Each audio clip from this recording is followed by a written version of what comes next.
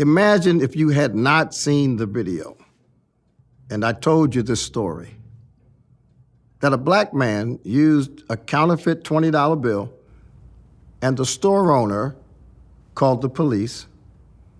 When the officers arrived, they found the man sitting in his car. They dragged him out, they handcuffed him, they pinned him down on the street, and one of the police officers put his knee on the man's neck while the man was lying on the ground.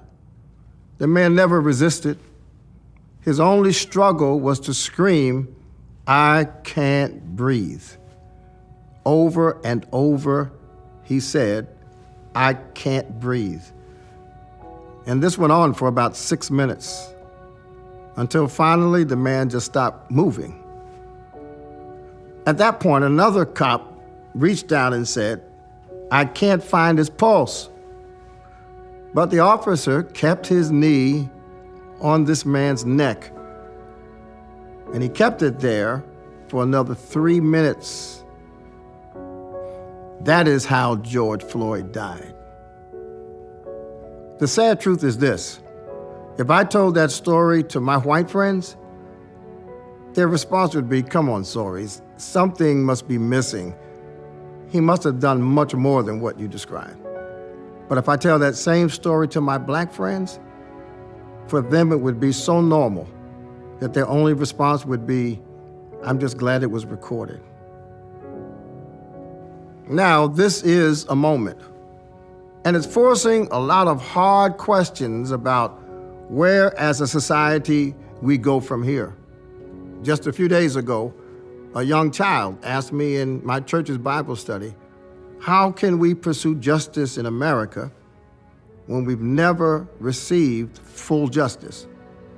And my answer is, this country was founded on the loftiest principles of any country ever in the history of the world: equal justice, inclusion, respect for the dignity of every person.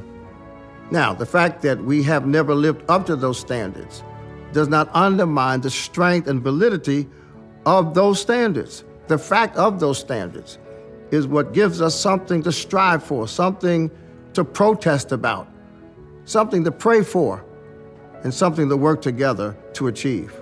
Dr. King called us to those standards. Frederick Douglass advocated for those standards. And when you have leaders and communities that are willing to rally around and affirm the principles that founded this country, we found that we can overcome horrible injustices, and we will overcome the challenges that face us today. Just as we fought before, the solution is to embrace the strengths of our country. The solution is to find pockets of success throughout our country. And the solution is to rise above all of our differences to focus on the ideals and the principles of America. We don't have to wait for progress. We can actively make the progress we want to see. That's why we're here tonight, to go beyond focusing on the problem and resolving to continue this great tradition of ensuring that America works for everyone. And I thank God for allowing me to be alive during this dynamic time, because America has done it before, and with our leadership, America will do it again.